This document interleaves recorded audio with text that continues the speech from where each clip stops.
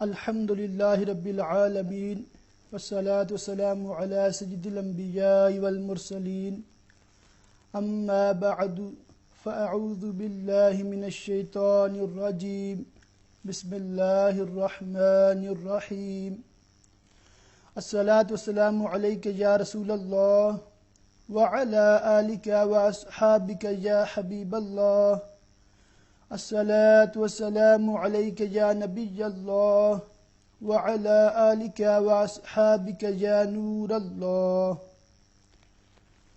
امہ چینل کے ناظرین، آپ دیکھ رہے ہیں پروگرام یور کوسچنز آنسرڈ، آپ کے سوالات کے جوابات۔ جیسا کہ آپ کو معلوم ہے، اس پروگرام میں آپ کے شرعی سوالات کے جوابات عرض کیے جاتے ہیں۔ ابھی تھوڑی دیر میں لائنز اوپن ہوں گی، تو آپ کے ذہن میں کوئی بھی سوال ہو جو آپ اپنے لیے پوچھنا چاہیں، یا آپ کو تو معلوم ہے مگر آپ دوسرے لوگوں کی علم کے لیے، ان کی معلومات کے لیے، ان کو آپ معلومات پہنچانا چاہتے ہیں اس ٹاپک کے حوالے سے، تو آپ اپنی بات بصورت سوال ارشاد فرمائیں تو انشاءاللہ اس کا جواب عرض کیا جائے گا، اور آپ کے ذریعے سے پھر دوسروں تک بھی یہ دینی مسئلہ پہنچ جائے گا۔ تو اس طرح آپ پروگرام میں ضرور شامل ہوا کریں، لائیو کال کے ذریعے، یا آپ جب کال کرتے ہیں کنٹرول روم میں جو بھائی آپ کی کال آنسر کرتے ہیں تو وہ آپ کا سوال لکھ بھی لیتے ہیں۔ تو اگر آپ وہاں پر لکھوانا چاہیں تو یہ سہولت بھی موجود ہے، اور اس کے ساتھ ساتھ ایک موبائل نمبر ابھی آپ اپنی ٹی وی اسکرین پر دیکھ رہے ہوں گے، اس میں آپ ٹیکسٹ میسج کے ذریعے بھی اپنا سوال سینڈ کر سکتے ہیں، تو انشاءاللہ وہ سوال مجھ تک پہنچے گا اور اس کا جواب دینے کی میں کوشش کروں گا۔ جیسے کہ جو ریگولر ناظرین ہیں ان کو معلوم ہے کہ ہر اتوار کو اس پروگرام میں گزشتہ چند ہفتوں سے طلاق اور اس سے متعلقہ مسائل پر گفتگو جاری ہے، اور لاسٹ ویک غالباً ایک کالر ہے۔ السلام علیکم۔ وعلیکم السلام۔ تو السلام علیکم مولانا السلام علیکم جی وعلیکم السلام۔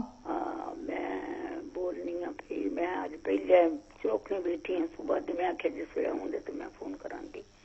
میرے بدن کی جڑیاں درداں لگے تو دسیا سی یا سلامو پڑھو 100 تے مطلب 11 میری جی جی میں درود شریف پہلا 11 والی پڑھنی ہے، بعد میں پڑھنی ہے 111 والی ہوئی پڑھنی، آرام سارے بدن کرتا ہے، ایک جگہ تو نہیں، بس کدی کانڈی چ کدی بازواں چ کدی، بس پلیز کوئی ایسی چیز دسو بس۔ جی ٹھیک ہے، انشاءاللہ اس کے حوالے سے میں کچھ عرض کرتا ہوں۔ ٹھیک ہے، اچھا جی، مہربانی۔ اوکے، جزاک اللہ خیر۔ تو ناظرین میں عرض کر رہا تھا کہ جو لاسٹ ہم نے پروگرام کیا وہ پروگرام کافی سینسٹیو، بہت ہی مطلب پیچیدہ ایک ٹاپک تھا، وہ تھا کہ خلو کے مسائل اور فسخ نکاح کے مسائل۔ خلو کے بارے میں نے عرض کیا تھا کہ خلو یہ ہوتی ہے کہ عورت طلاق کی ڈیمانڈ کرتی ہے مگر شوہر اس کو طلاق نہیں دیتا، پھر عورت کوئی مال یا کوئی پراپرٹی، کوئی چیز اس کو آفر کرتی ہے، پھر اس کے عوض میں شوہر طلاق دیتا ہے۔ تو اس طرح جو طلاق دی اور لی جاتی ہے اس کو کہتے ہیں خلو۔ اس میں بھی آپ غور کریں تو طلاق شوہر نے دی تب ہی خلو ہوتا ہے۔ تو اب یہ بعض لوگ جو کہتے ہیں کہ ہم نے کورٹ سے خلو لے لیا ہے یا ہم نے کسی مفتی صاحب سے خلو لے لیا ہے، تو دراصل یہ خلو نہیں ہوتا۔ خلو تب ہی ہوگا جب شوہر مال کے عوض میں طلاق دے گا۔ ہاں، وہ کیا ہوتا ہے کہ فسخ نکاح ہوتا ہے کہ شوہر طلاق دے ہی نہیں رہا، نہ ویسے دیتا ہے نہ مال کے عوض دیتا ہے، اور شرعاً اس وقت اس پر ایسی صورت ہے، ایسی سچویشن ہے کہ طلاق دینا ویسے ہی واجب ہو چکا ہوتا ہے، پھر بھی وہ گناہگار ہونے کے باوجود طلاق نہیں دے رہا، اور اس کی نیت، اس کا ارادہ صرف عورت کو تنگ کرنا ہے اور اس کو اذیت پہنچانا ہے، تو ایسی نازک صورتحال میں پھر قاضی یا مفتی ساری سچویشن کو سمجھ کر پھر ایک فیصلہ کرتے ہیں جسے فسخ نکاح کہتے ہیں۔ وہ قاضی کی طرف سے ہی فیصلہ ہوتا ہے، شوہر کے بغیر طلاق دیے قاضی یہ فیصلہ کرنے کا حق رکھتا ہے، اور کن صورتوں میں حق رکھتا ہے اس کے بارے میں کافی تفصیل ہے، اور ہر جو سچویشن ہے، ہر صورت ہے، اس میں پھر کئی شرائط بھی ہیں۔ جب وہ شرائط پائی جائیں، جب وہ صورت پائی جائے، تب ہی فسخ نکاح ہو سکتا ہے۔ اب وہ ساری صورتیں، ساری کنڈیشنز آن ایئر یہاں ٹی وی پر میں ڈسکس آپ کے ساتھ نہیں کر سکتا، مگر آپ یہ جان لیں کہ جب بھی کسی بہن کو، کسی عورت کو یہ مسئلہ ہو، یہ پرابلم ہو، تو آپ اپنے شہر کے کسی بڑے مفتی صاحب سے ضرور کانٹیکٹ کریں۔ اگر کوئی سچویشن، کوئی صورتحال ایسی ہوئی کہ وہ آپ کے لیے کوئی راہ دیکھیں چھٹکارے کی، تو وہ انشاءاللہ آپ کی صحیح رہنمائی کریں گے۔ مگر بنیادی طور پر اب تمام ہی ناظرین اتنی بات سیکھ لیں، سمجھ لیں کہ کوئی بھی قاضی یا مفتی یک طرفہ فیصلہ نہیں کر سکتا۔ یک طرفہ فیصلہ یہ ہوتا ہے کہ عورت نے قاضی یا مفتی کے پاس دعویٰ پیش کیا کہ مثلاً میرے شوہر میں یہ خرابی ہے، مثلاً وہ نامرد ہے، تو اب صرف عورت کے کہنے پر مفتی یا قاضی فوراً فسخ نکاح نہیں کر دے گا، بلکہ وہ شوہر کو طلب کرے گا، یا مفتی صاحب شوہر کے پاس جائیں گے اور ساری تحقیق کریں گے، اور پھر ان کے رشتہ داروں سے، اور اگر ضرورت ہوئی تو میڈیکل ٹیسٹ وغیرہ بھی کروائے جائیں گے۔ تو اب یہ ایک سچویشن ہے، ایک صورت ہے جس کے لیے بہت بڑی احتیاط کی ضرورت ہوتی ہے۔ تو اس طرح پھر جب ساری تحقیق، سارا پروسیس ہو جائے گا، تب جا کے مفتی صاحب اس مرد کو، اس شوہر کو 1 سال کا ٹائم دیں گے تاکہ وہ اپنا علاج وغیرہ کرا لے، اور اگر پھر بھی وہ ٹھیک نہیں ہوتا اور طلاق بھی نہیں دے رہا، تو تب فسخ نکاح کی ایک جائز صورت فقہ حنفیہ میں موجود ہے۔ اس کے علاوہ بھی بعض ایسی سچویشنز ہیں، بعض ایسی صورتیں ہیں جس سے نکاح فسخ کرنا پڑتا ہے۔ اب ان میں سے ایک صورت جو ہے وہ ہے حرمت مصاہرت۔ یہ ایک بہت ہی نازک صورت ہوتی ہے اور بہت ہی نازک سچویشن ہوتی ہے۔ اس میں بڑی احتیاط اور کمپلیکیشنز بھی ہیں۔ مثال کے طور پر اسلام نے زنا، بدکاری، اس کو ویسے ہی حرام کہا ہے، اور ایک بہت بڑا یہ جرم ہے، بہت بڑا گناہ ہے، ایک ایسا گناہ ہے جس کو ہر مذہب میں ناپسند کیا جاتا ہے۔ اس کے لیے مزید دلائل کی بندے کو حاجت بھی نہیں ہوتی کہ اتنا بڑا یہ جرم ہے۔ مگر یہ بدکاری معاذ اللہ ثم معاذ اللہ اگر کوئی اپنی بیوی کے اصول یا فروع کے ساتھ کرتا ہے تو پھر نکاح فسخ ہو جاتا ہے۔ ایک اس کی مثال یہ دی جاتی ہے کہ اگر کوئی معاذ اللہ اپنی ساس کے ساتھ بدکاری کرتا ہے تو اب اس کی یہ جرم اتنا سنگین جرم ہے، اتنا بڑا جرم ہے کہ اس کی عورت اس مرد پر ہمیشہ کے لیے حرام ہو جاتی ہے۔ یہ فسخ نکاح کی ایک ایسی سچویشن ہے، ایسی صورت ہے کہ اس میں نہ پھر رجوع ہو سکتا ہے، نہ دوبارہ نکاح ہو سکتا ہے، نہ تو حلالے کے ذریعے واپسی ہو سکتی ہے، بلکہ اب یہ اتنا بڑا جرم اس نے کیا ہے کہ عورت ہمیشہ ہمیشہ کے لیے اس پر حرام ہو گئی۔ تو یہ ایک بات جو میں نے آپ کو عرض کی ہے۔ اس کے علاوہ بھی فسخ نکاح کی چند صورتیں ہیں جن سے نکاح جو ہے وہ ٹوٹ جاتا ہے۔ مثال کے طور پر معاذ اللہ اگر کوئی مرتد ہو جاتا ہے، اگر کوئی شوہر اسلام کو چھوڑ دیتا ہے، کوئی اور مذہب اختیار کر لیتا ہے، یا اس کی زبان سے کوئی کلمہ کفر نکل جاتا ہے، تو اس سے بھی کیا ہوتا ہے کہ نکاح ٹوٹ جاتا ہے، فسخ نکاح ہو جاتا ہے۔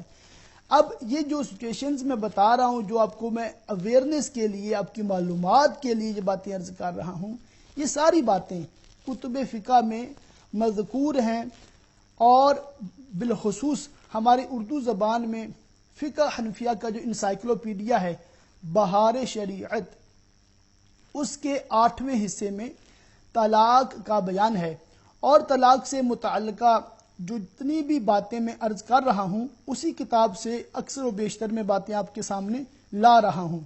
تو جن بھائیوں کو بہنوں کو اردو پڑھنی آتی ہے تو ان کے لیے میں پچھلے پروگرامز میں بھی عرض کیا تھا، اب دوبارہ ترغیباً عرض کر دیتا ہوں کہ براہ کرم آپ اپنے مطالعہ کو وسعت دیں، علم دین حاصل کرنے کا جذبہ پیدا کریں، اور بہار شریعت بالخصوص اس کو آپ ضرور مطالعہ میں رکھیں، اور طلاق سے متعلقہ جتنے مسائل ہیں ہر مرد و عورت جو شادی شدہ ہیں ان کو ضرور اس کو ایک بار اسٹڈی کرنا چاہیے کہ یہ کتنا نازک مسئلہ ہے اور اس کی کتنی احتیاطیں ہیں۔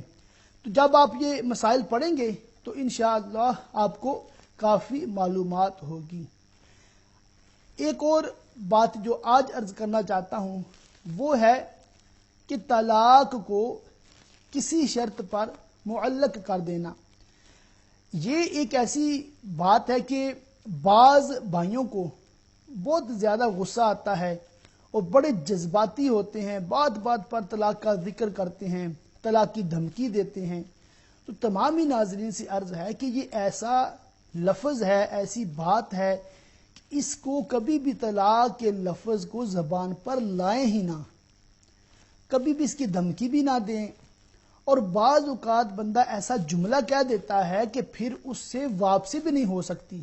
میں اس کی آپ کو مثال، ایک فتویٰ میرے سامنے موجود ہے، وہ میں من و عن آپ کو پڑھ کے سناؤں گا، پھر اس کے بعد انشاءاللہ اس پہ میں بات کرتا ہوں، آپ بھی بغور سمجھنے کی کوشش کریں، اور اگر آپ کے ذہن میں کوئی سوال ہے تو ابھی لائنز آپ کے سامنے اوپن ہیں، ابھی لائیو کال کے ذریعے آپ اپنا مسئلہ پوچھ سکتے ہیں، انشاءاللہ جواب معلوم ہوا تو ابھی عرض کر دوں گا، اگر مجھے علم نہ ہوا تو معلومات حاصل کر کے آپ تک پہنچانے کی کوشش کروں گا۔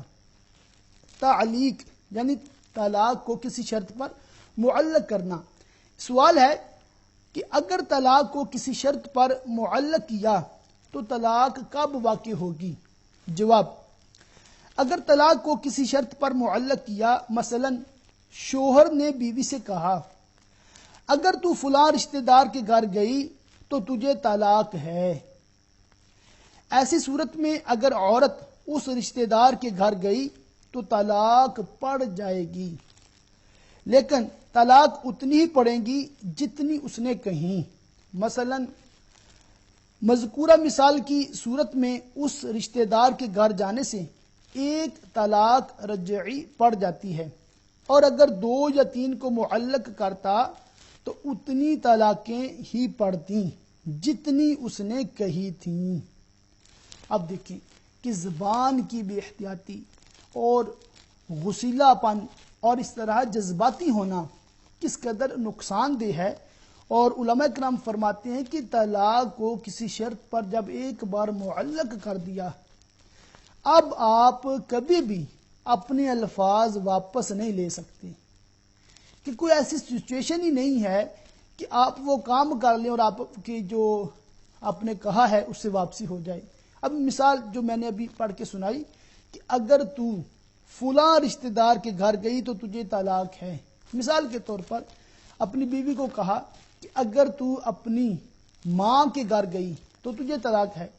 اب دیکھیں، ماں یا باپ یا اور رشتہ دار، کئی ایسے مواقع ہوتے ہیں کہ ان کے گھر میں جانا پڑتا ہے۔ مثال کے طور پر کسی کے گھر میں شادی ہے، اب شادی میں تو بعض اوقات ناراضگی ہو تو چل جاتا ہے، مگر جب کسی کا کوئی فوت ہو جائے اس میں تو آپ کو بھی صدمہ ہوتا ہے، ان کو بھی زیادہ ایکسپیکٹیشنز ہوتی ہیں کہ میری فلاں بہن ہے، فلاں بیٹی ہے، فلاں بیٹا ہے، وہ ضرور آئیں گے۔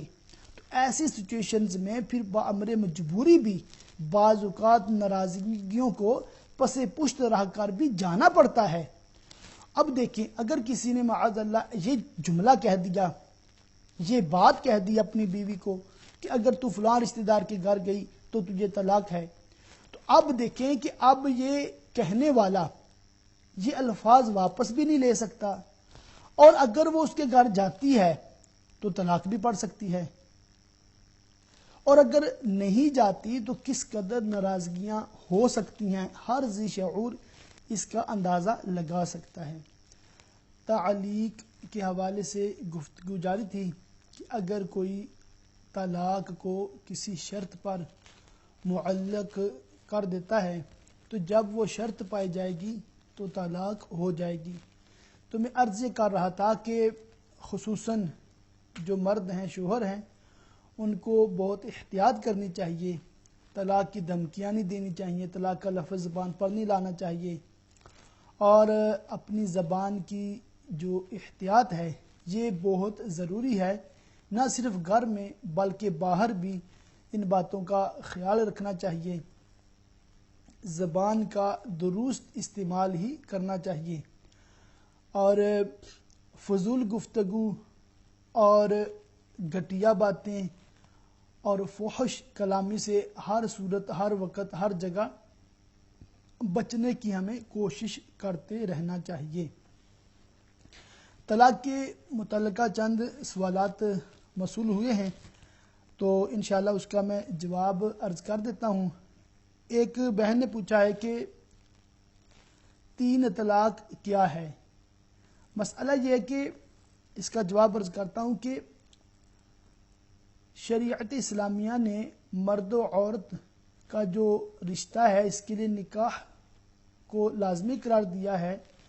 اب اس نکاح کی گرہ کو کھولنے کا اور نکاح کو ختم کرنے کا ایک طریقہ ہے جسے طلاق کہا جاتا ہے، اور طلاق جب 3 طلاقیں دی جاتی ہیں تو عورت نکاح سے فوراً نکل جاتی ہے اور نکاح ٹوٹ جاتا ہے۔ اب عدت شروع ہو جاتی ہے، اور عدت گزارنے کے بعد عورت آزاد ہوتی ہے۔ اب وہ اس مرد کے علاوہ جس سے جہاں چاہے وہ نکاح کر سکتی ہیں۔ ایک اور مسئلہ کسی نے پوچھا ہے کہ اگر کسی نے 3 طلاقیں اکٹھی دے دی ہیں تو اس کا کیا حکم ہے؟ دیکھیں کہ طلاقیں علیحدہ علیحدہ دی ہوں یا اکٹھی دی ہوں، جب 3 کا عدد پورا ہو جائے گا، 3 طلاقیں پوری ہو جائیں گی تو نکاح ختم ہو جائے گا، اب دوبارہ رجوع نہیں ہو سکتا۔ ایک اور بھائی نے پوچھا ہے کہ اگر کسی نے 2 دفعہ طلاق دی ہو تو اس کا کیا حکم ہے؟ دیکھیں، میں نے پہلے بھی عرض کیا تھا کہ طلاق اگر کسی نے 1 دی ہو یا 2 دی ہوں، ان کا ایک ہی حکم ہوتا ہے کہ عدت کے دوران شوہر رجوع کر سکتا ہے۔ اگر اس نے 1 یا 2 طلاقیں رجعی دی ہیں تو رجوع ہو سکتا ہے عدت کے دوران، اور اگر عدت گزر گئی ہے جو کم و بیش 3 ماہ ہوتی ہے، اگر وہ گزر گئی ہے، اب چونکہ اس نے صرف 2 طلاقیں دی ہیں، چاہے وہ بائنہ دی ہوں چاہے وہ رجعی دی ہوں، اب ان کے پاس اختیار ہے، کیونکہ انہوں نے 3 طلاقیں ابھی نہیں دیں تو اس وجہ سے ان کے پاس اختیار ہے کہ جب دوبارہ نکاح کر سکتے ہیں۔ صرف دوبارہ نکاح کرنے سے دونوں میاں بیوی کی طرح دوبارہ رہ سکتے ہیں، مگر یہ یاد رہے کہ اب ان کے پاس، شوہر کے پاس صرف 1 طلاق کا حق باقی رہ گیا ہے۔ اگر زندگی میں کبھی بھی اس نے 1 طلاق مزید دی تو پھر 3 طلاقیں پڑ جائیں گی، تو پھر رجوع بھی نہیں ہو سکتا اور دوبارہ نکاح بھی نہیں ہو سکتا، جب تک کہ عورت کسی اور مرد کے ساتھ نکاح کرے، پھر وہ طلاق دے، پھر عدت گزرے، پھر دوبارہ اس کے نکاح میں آ سکتی ہے۔ اس کی ایک تفصیل میں نے پچھلے پروگرامز میں عرض کر دی تھی۔ تو ناظرین آپ دیکھ رہے ہیں پروگرام یور کویسچنز آنسرڈ. اس میں آپ کے سوالات کے جوابات دیے جا رہے ہیں اور الحمدللہ یہ پروگرام اما چینل کا بہت ہی اچھا پروگرام ہے کہ یہ 7 days ایوری ڈے کہہ لیں یہ پروگرام ہوتا ہے اور لائیو ہوتا ہے. اس میں علماء کرام آ کر آپ کے مختلف شرعی جو مسائل ہیں ان کا وہ حل پیش کرتے ہیں. اور اس پلیٹ فارم سے اما چینل کے اس پروگرام سے ہم عالم اسلام کو یہی میسج دے رہے ہوتے ہیں کہ آپ اسلام کے اصولوں کے مطابق اپنی زندگی کیسے گزار سکتے ہیں. اور ہم چونکہ الحمدللہ مسلمان ہیں, ہمارا اللہ تعالیٰ پر ایمان ہے, رسولوں پر ایمان ہے, ملائکہ پر ایمان ہے, آخرت پر ایمان ہے, تقدیر پر ایمان ہے, کتابوں پر ایمان ہے. تو ہماری جو کتاب اللہ تعالیٰ نے ہماری ہدایت کے لیے نازل فرمائی قرآن پاک, کئی مسائل قرآن پاک میں صراحت اور وضاحت کے ساتھ بیان ہیں, اور بعض جو مسائل ہیں, بعض جو باتیں ہیں, جو احکام ہیں, وہ ہمیں احادیث مبارکہ سے پھر ملتی ہیں. اور اس کے بعد جو نئے آنے والے مسائل ہوتے ہیں ان میں پھر علماء کرام اپنا اجتہاد کرتے ہیں.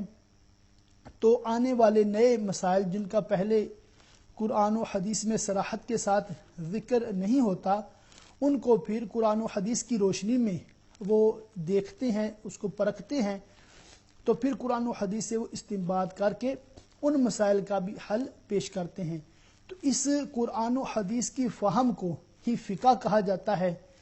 تو فقہ کی کتابوں میں چونکہ ہم فقہ حنفی کے فالو کرنے والے ہیں, ہم امام اعظم ابو حنیفہ رحمۃ اللہ تعالی علیہ کے مقلد ہیں, تو اس پروگرام میں تقریباً سارے ہی مسائل جو ہیں وہ فقہ حنفی کی روح سے بیان کیے جاتے ہیں. اگر کوئی ناظر بھائی یا بہن شافعی ہیں یا مالکی ہیں یا حنبلی ہیں تو وہ اپنے علماء کرام سے ان مسائل کے بارے میں مزید معلومات حاصل کر سکتے ہیں. جی ایک کالر ہے مانچسٹر سے. السلام علیکم. وعلیکم السلام. مولانا صاحب میرے کچھ جنرل کویشچن ہیں. جی جی. جو ہے نا ہماری کمیونٹی میں سنا جاتا ہے کہ جنات وغیرہ کے بارے میں, جنات کے بارے میں جو ہے نا کہ کسی آدمی کو کثر ہوگی یا کہ اثر ہو گیا, پر کیا کہتے ہیں ان کو, جی جی, تکلیف ہو جاتی ہے.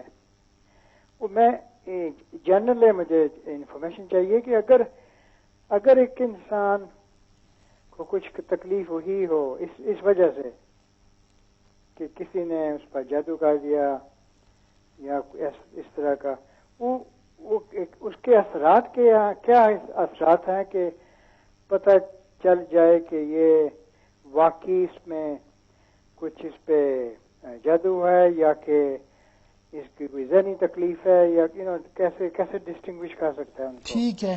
اور ایک یہ اس کے اثرات کیا ہے, مطلب کہ سمپٹمز کیا ہوتے ہیں اس کے. جی جی, وہ کیسے آدمی پتہ کر سکتا ہے کہ واقعی اس کو یہ کوئی ذہنی بیماری ہے یا کہ اس کو کچھ جنات وغیرہ ہو گئے. اور اگر ہو جنات کو اس کا حل کیا ہے, مطلب کہ اگر ہو مسئلہ ہو جی تو جی, اس کا حل کیا ہوتا ہے, اور ان سے بچنے کے لیے کیا حل ہے. پہلا تو یہ نا جسے کہتے ہیں پریونشن. جی جی, یا پریونشن کیا ہے, اور اگر کچھ مسئلہ ہو گیا تو اس کا علاج کیا ہے. یہ کچھ ہو سکتا ہے کہ سمجھ لگ گیا میں نے. جی مجھے سمجھ آ گئی. جی جی, جنرل ہے. مجھے کچھ 2-3 اس میں جو بات کہی ہے نا, اس میں 2-3 سوال ہیں. جی جی, جی انشاءاللہ میں ان کا سب کا جواب جو ہے نا وہ ابھی عرض کر دیتا ہوں. مہربانی. آپ دیکھیں پروگرام انشاءاللہ, تو اس کے حوالے سے میں ضرور انشاءاللہ عرض کروں گا. تو ناظرین میں عرض کر رہا تھا کہ طلاق کے جو مسائل ہیں, بالخصوص آج جو ٹاپک چل رہا ہے ابھی وہ ہے کہ طلاق کو کسی شرط پر معلق کر دینا, اور جب ایک بار تعلیق ہو گئی تو اب وہ الفاظ بندہ اپنے واپس نہیں لے سکتا. اب ایک اور فتویٰ ہے، وہ بھی میں آپ کو پڑھ کے سناتا ہوں، پھر آپ کو اندازہ ہوگا کہ یہ کتنا اہم اور کتنا حساس موضوع ہے، ٹاپک ہے، اور یہ الفاظ بول دینے کے کتنے اثرات ہیں اور اس کے کتنے ایفیکٹس ہوتے ہیں، اور پھر ان سے چھٹکارے کی کیا صورت بنتی ہے، کس طرح پھر بچا جا سکتا ہے۔ اب سوال یہ ہوتا ہے کہ اگر کوئی غصے میں اپنی بیوی کو والدین یا کسی اور عزیز کے ہاں جانے سے منع کر دے اور کہے اگر فلاں کے گھر گئی تو تجھے 3 طلاق، لیکن بعد میں اس پر پچھتائے اور والدین سے ملنے کی اجازت بھی دینا چاہے تو کیا کرے جس سے عورت والدین کے گھر جا بھی سکے اور 3 طلاق بھی نہ ہوں؟ اب چونکہ اس نے معلق کر دیا ہے اس کو 3 طلاق پر، تو اب دیکھیں کہ اس کا ایک حل ہے، اور وہ حل میں ابھی پڑھ کے سناتا ہوں۔ تمام ناظرین توجہ کے ساتھ سماعت کریں گے تو انشاءاللہ آپ کو سمجھ آ جائے گی۔ جواب: شوہر کو چاہیے کہ عورت کو 1 طلاق دے دے، پھر عدت گزرنے کے بعد عورت والدین وغیرہ کے گھر جائے، پھر شوہر اس سے نئے سرے سے نکاح کر لے۔ اب اگر عورت اس سابقہ ممنوعہ گھر جائے گی تو کوئی طلاق نہ ہوگی، لیکن یہ طریقہ اسی وقت کار آمد ہے جب شوہر پہلے زندگی میں 2 طلاقیں نہ دے چکا ہو۔ اگر پہلے 2 طلاقیں دے چکا تھا تو اب ہرگز طلاق نہ دے کہ اس صورت میں تیسری طلاق بھی واقع ہو جائے گی، تو جس شے سے چھٹکارے کا ارادہ تھا اسی میں پھنس جائے گا، اور 3 طلاق کی صورت میں حلالہ کے بغیر رجوع نہ ہو سکے گا۔ تو جیسے یہ آپ کو میں نے فتویٰ وہ پڑھ کے سنایا ہے، اور اس کے بارے میں یہی بار بار جو آپ کے ذہن میں آپ کے گوش گزار کر رہا ہوں بات، کہ اب کبھی بھی طلاق کا تھریٹ نہ کریں، طلاق کی دھمکیاں نہ دیں، طلاق کو کسی شرط پر معلق نہ کریں، کیونکہ جب طلاق کو کسی شرط پر معلق کیا اور جب وہ شرط پائی جائے گی تو پھر وہ طلاق ہو جائے گی۔ اس کی اور بھی کنڈیشنز ہیں، اس میں استثناء بھی ہوتا ہے بعض اوقات، تو اس کے کئی مسائل ہیں، اس کے بھی بارے میں یہی میں عرض کروں گا کہ آپ بہار شریعت سے بالتفصیل ان مسائل کو سیکھنے کی، سمجھنے کی کوشش فرمائیں۔ جب آپ کتاب سے خود ان مسائل کو پڑھیں گے، سمجھیں گے، تو امید ہے کہ انشاءاللہ آپ کو اس کے علاوہ بھی کئی باتیں سیکھنے کو ملیں گی۔ اسی طرح ایک اور مسئلہ ہوتا ہے کہ بعض اوقات جو شوہر ہے وہ اپنی عورت پر، اپنی بیوی پر اس طرح زیادتی کرنے کی کوشش کرتا ہے کہ مثلاً اب وہ ڈیتھ بیڈ پر ہے، یعنی کہ ایسا مریض ہے جس کو اب یہ ظن غالب ہے کہ مجھے اب تندرستی یا صحت نہیں ملے گی، بلکہ یہ بیماری جو ہے وہ جان لیوا ہے اور بس میں اب دنیا سے رخصت ہونے والا ہوں۔ تو بعض اوقات وہ کیا کرتے ہیں کہ ظلماً اپنی بیوی کو اس وقت طلاق دے دیتے ہیں، اور ان کی نیت یہ ہوتی ہے کہ تاکہ یہ عورت میری وراثت میں سے حصہ نہ پائے، ایک یہ بھی نیت اس میں سے ہوتی ہے۔ تو اب اس صورت میں شریعت اسلامیہ نے عورت کے حقوق کا خیال رکھا ہے، اور اس کے بارے میں شریعت کا کیا قانون ہے یہ بھی میں آپ کو ابھی سناتا ہوں کہ حضرت سیدنا امیر المؤمنین فاروق اعظم رضی اللہ تعالیٰ عنہ سے مروی ہے کہ فرمایا، اگر مریض طلاق دے تو عورت جب تک عدت میں ہے شوہر کی وارث ہے اور شوہر اس کا وارث نہیں۔ فتح القدیر وغیرہ میں ہے کہ حضرت عبد الرحمن بن عوف رضی اللہ تعالیٰ عنہ نے اپنی زوجہ کو مرض میں طلاق بائن دی اور عدت میں ان کی وفات ہو گئی، تو حضرت عثمان غنی رضی اللہ تعالیٰ عنہ نے ان کی زوجہ کو میراث دلائی، اور یہ واقعہ مجمع صحابہ کرام کے سامنے ہوا اور کسی نے انکار نہ کیا، لہٰذا اس پر اجماع ہو گیا۔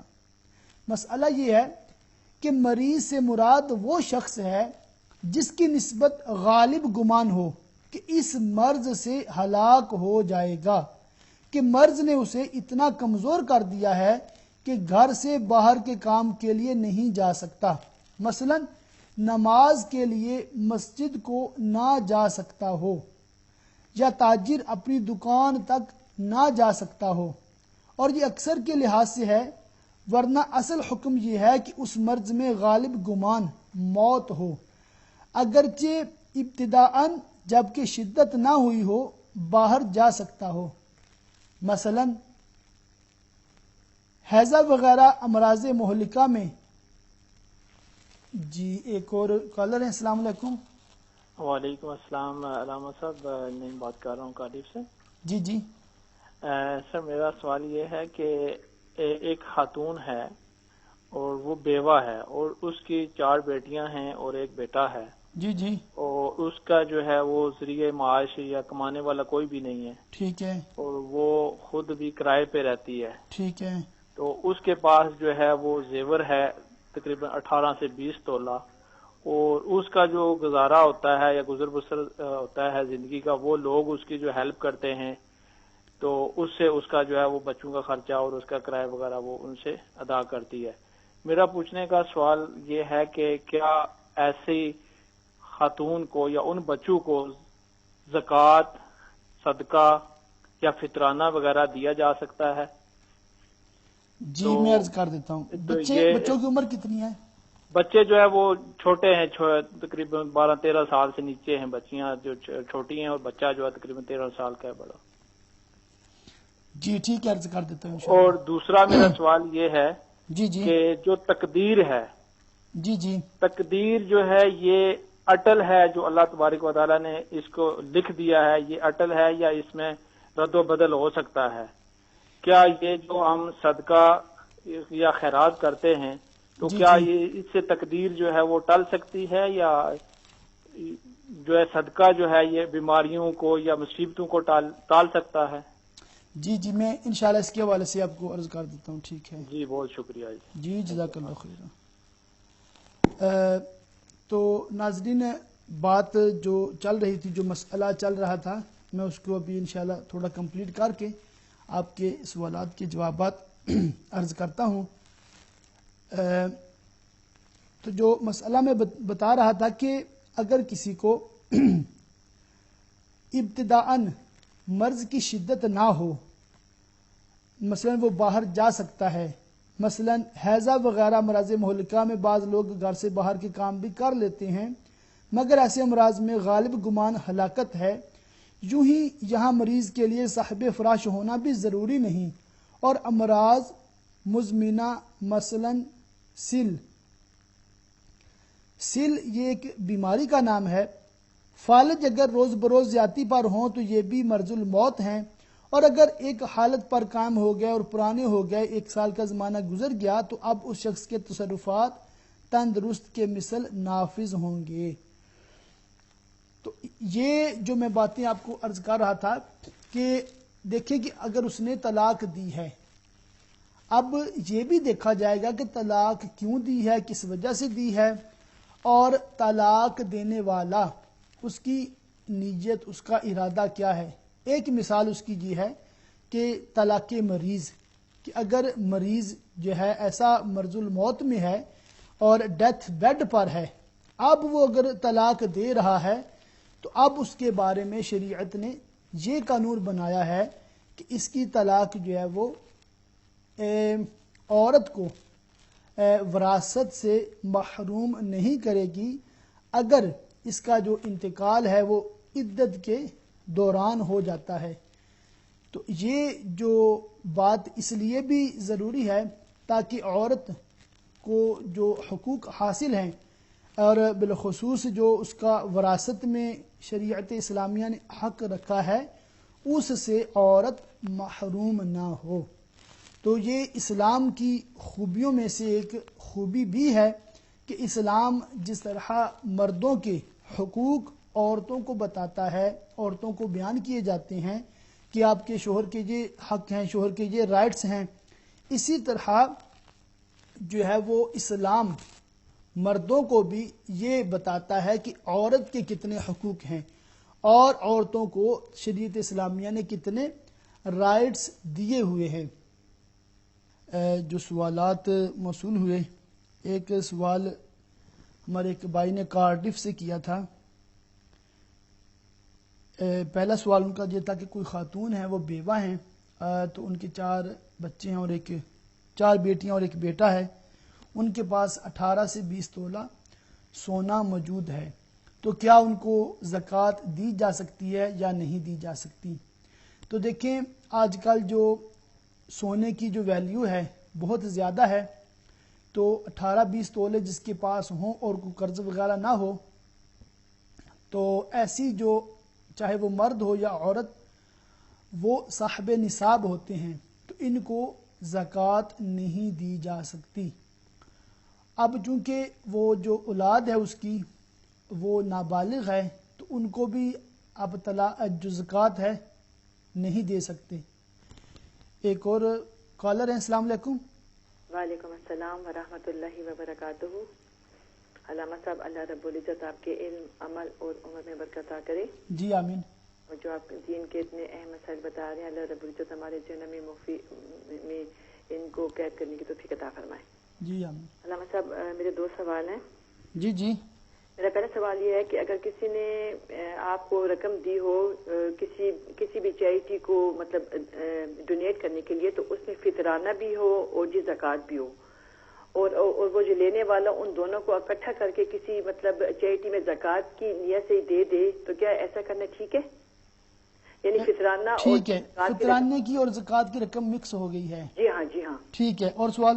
جی، اور میں دوسرا سوال آپ کے موضوع کے مطلب جو مطابق ہے کہ جب حرمت مساحت کے بارے میں اہم یہ مسائل بیان کر رہے ہیں، تو ہمیشہ سے میرے ذہن میں ایک مسئلہ تھا جس کا میں نے سوچا میں آج آپ سے پوچھ لوں کہ جیسے سنا ہے کہ اگر سسر نعوذ باللہ غلط نیت سے بہو کو چھو لے تو اس کے بیٹے کا رشتہ اپنی بیوی سے ختم ہو جاتا ہے، تو اور یہ بھی وجہ ہے کہ شریعت کے ہر حکم میں کوئی نہ کوئی حکمت ہوتی ہے۔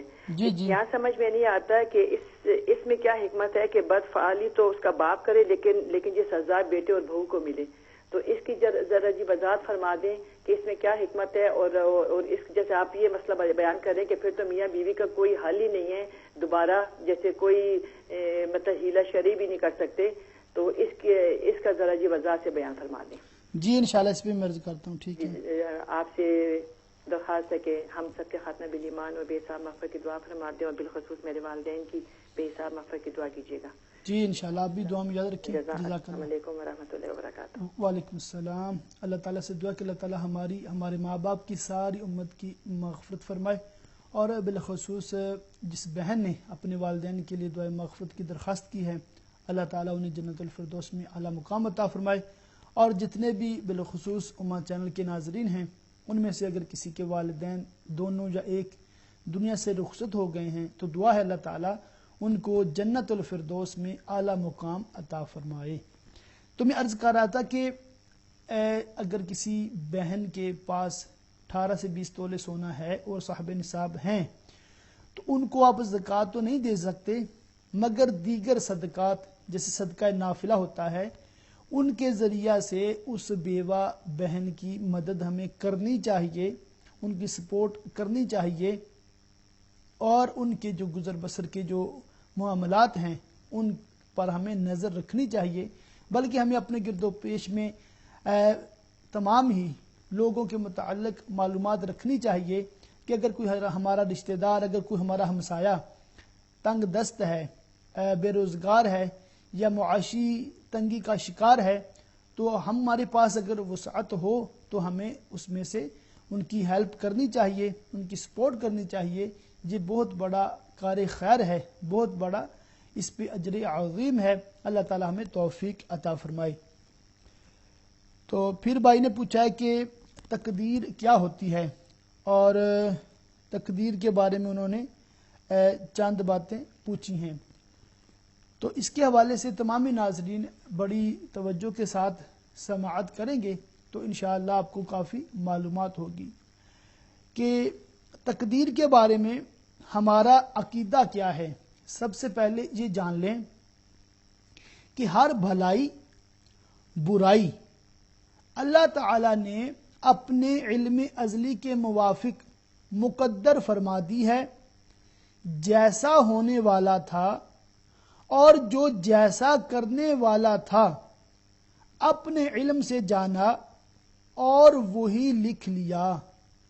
تو یہ نہیں کہ جیسا اس نے لکھ دیا ویسا ہم کو کرنا پڑتا ہے، بلکہ جیسا ہم کرنے والے تھے ویسا اس نے لکھ دیا۔ زید کے ذمہ برائی لکھی اس لیے کہ زید برائی کرنے والا تھا، اگر زید بھلائی کرنے والا ہوتا وہ اس کے لیے بھلائی لکھتا، تو اس کے علم یا اس کے لکھ دینے نے کسی کو مجبور نہیں کر دیا۔ تقدیر کے انکار کرنے والے کو نبی صلی اللہ تعالی علیہ وآلہ وسلم نے اس امت کا مجوس بتایا ہے۔ تو یہ ایک بنیادی عقیدہ ہے تقدیر کے حوالے سے۔ اور بھائی نے جو پوچھا کہ کیا صدقہ سے خیرات سے تقدیر ٹل سکتی ہے، کسی کی دعا سے تقدیر بدل سکتی ہے کہ نہیں بدل سکتی، تو اس کے بارے میں یہ معلومات بہت اہم ہے کہ قضا جسے تقدیر بھی کہتے ہیں اس کی 3 اقسام ہیں۔ پہلی قسم ہے مبرم حقیقی، دوسری ہے معلق محض، اور تیسری ہے معلق شبیہ بمبرم۔ اب ان کی تفصیل اگر آپ سماعت کریں گے تو آپ کو انشاءاللہ جو سوال آپ نے کیا اس کا جواب بھی مل جائے گا۔ وہ جو مبرم حقیقی ہے، جو اللہ تعالیٰ کے علم میں کسی شے پر معلق نہیں ہوتی، اس کو کہتے ہیں مبرم حقیقی۔ مبرم حقیقی اس کی تبدیل ناممکن ہے، یہ تبدیل نہیں ہوتی۔ اکابر محبوبان خدا اگر اتفاقاً اس بارے میں کچھ عرض کرتے ہیں تو انہیں اس خیال سے واپس فرما دیا جاتا ہے۔ مثال دی گئی ہے کہ ملائکہ قوم لوط علیہ السلام پر عذاب لے کر آئے، سیدنا ابراہیم خلیل اللہ علیہ نبینا علیہ السلام کی رحمت محضہ، ابراہیم علیہ السلام رحمت محضہ تھے، ان کا نام پاک ہی ابراہیم ہے، یعنی اب رحیم، مہربان باپ۔ اب کہتے ہیں باپ کو، رحیم کہتے ہیں مہربان کو۔ تو اب دیکھیں کہ ابراہیم جو لفظ ہے اس کا معنی کیا ہے کہ مہربان باپ۔ یہ خلیل اللہ حضرت ابراہیم علیہ السلام کا نام نامی ہے۔ ان کافروں کے بارے میں اتنے سعی ہوئے کہ اپنے رب سے جھگڑنے لگے۔ ان کا رب فرماتا ہے یجادلنا فی قوم لوط۔ یہ قرآن عظیم نے ان بے دینوں کا رد فرمایا جو محبوبہ نے خدا کی بارگاہ عزت میں کوئی عزت و وجاہت نہیں مانتے اور کہتے ہیں کہ اس کے حضور کوئی دم نہیں مار سکتا، حالانکہ ان کا رب عز و جل ان کی وجاہت اپنی بارگاہ میں ظاہر فرمانے کو خود ان لفظوں سے ذکر فرماتا ہے کہ ہم سے جھگڑنے لگا قوم لوط کے بارے میں۔ حدیث میں ہے شب معراج حضور اقدس صلی اللہ تعالی علیہ وآلہ وسلم نے جبریل امین علیہ السلام سے دریافت فرمایا کہ یہ کون ہیں؟ ایک آواز آئی، ایک شخص اللہ تعالیٰ کے ساتھ بہت تیزی اور بلند آواز سے گفتگو کر رہا ہے۔ اس پر سرکار صلی اللہ علیہ وسلم نے استفسار فرمایا تو حضرت جبرائیل علیہ السلام نے عرض کی کہ یہ موسیٰ علیہ السلام ہیں۔ تو پیارے آقا صلی اللہ علیہ وسلم نے ارشاد فرمایا کیا اپنے رب پر تیز ہو کر گفتگو کرتے ہیں؟ عرض کی ان کا رب جانتا ہے کہ ان کے مزاج میں تیزی ہے۔ جب آیا مبارکہ وَلَسَوْفَ يُعْطِيكَ رَبُّكَ فَتَرْضَىٰ نازل ہوئی کہ بے شک ان قریب تمہارا رب تمہیں اتنا دے گا کہ تم راضی ہو جاؤ گے، تو حضور سید المحبوبین صلی اللہ تعالی علیہ وآلہ وسلم نے فرمایا اذن لا ارضا وواحد من امتی فی النار، ایسا ہے تو میں راضی نہ ہوں گا اگر میرا ایک امتی بھی آگ میں ہے۔ تو یہ ساری جو باتیں میں عرض کر رہا ہوں اس میں یہی ہے کہ اللہ تعالیٰ اپنے محبوبوں کو یہ طاقت، یہ قوت، یہ ان کو توفیق عطا فرماتا ہے کہ وہ ایسے معاملات میں اللہ تعالیٰ کی بارگاہ میں عرض گزار ہوتے ہیں۔ اور اگر اللہ تعالیٰ کی تقدیر میں اللہ تعالیٰ نے وہ بات مقدر کر دی ہو، جیسے کہ قوم لوط پر عذاب، تو اپنے محبوبوں کے دل سے وہ خیال اللہ تعالیٰ نکال دیتا ہے، ان کی توجہ وہاں سے ہٹا دیتا ہے۔ اور اگر قضائے معلق ہو، اس تک اکثر اولیاء کی رسائی ہوتی ہے، ان کی دعا سے، ان کی ہمت سے ٹل جاتی ہے۔ اور جو متوسط حالت میں ہے، جسے صحف ملائکہ کے اعتبار سے مبرم بھی کہہ سکتے ہیں، اس تک خواص اکابر کی رسائی ہوتی ہے۔ حضور سیدنا غوث اعظم رضی اللہ تعالیٰ عنہ اسی کو فرماتے ہیں کہ میں قضائے مبرم کو رد کر دیتا ہوں، اور اسی کی نسبت سے حدیث پاک میں ہے ان الدعاء یرد القضاء بعد ما ابرما، کہ بے شک دعا قضائے مبرم کو ٹال دیتی ہے۔ تو اس طرح جب آپ یہ جان لیں گے کہ قضاء کی 3 قسمیں ہیں، پہلی ہے قضائے مبرم حقیقی کہ علم الہی میں کسی شے پر معلق نہیں، یہ چینج نہیں ہوتی۔ دوسری ہے معلق محض کہ صحف ملائکہ میں کسی شے پر اس کا معلق ہونا ظاہر فرما دیا گیا ہے۔ تیسری ہے معلق شبیہ بمبرم کہ صحف ملائکہ میں اس کی تعلیق مذکور نہیں اور علم الہی میں تعلیق ہے۔ تو اس سے آپ کو اندازہ ہوگا کہ جو صدقات، جو دعائیں ہم کرتے ہیں، اس سے بعض اوقات جو ہے وہ بلائیں جو ٹل جاتی ہیں وہ ان قسموں میں داخل ہے۔ ایک اور کالر ہے، السلام علیکم۔ السلام علیکم ورحمۃ اللہ وبرکاتہ۔ جی وعلیکم السلام۔ کیا حال ہے؟ نام سب خیریت سے؟ جی الحمدللہ۔ جی آپ کا ٹاپک بڑا اچھا چلا ہے دعا کے بارے میں، اور اکثر ہم ایک دوسرے کے لیے دعا کرتے ہیں عمر دراز کی، لیکن عمر کے لیے تو یہ لکھا ہے جس وقت ٹائم آنا ہے وہ ٹائم مقرر ہے موت کا۔ انسان سوری آپ کی آواز کافی لو ہے، تھوڑا اونچا بولیں گے؟ جی میں بول رہی ہوں السلام علیکم ورحمۃ اللہ وبرکاتہ۔ آپ خیریت سے ہیں؟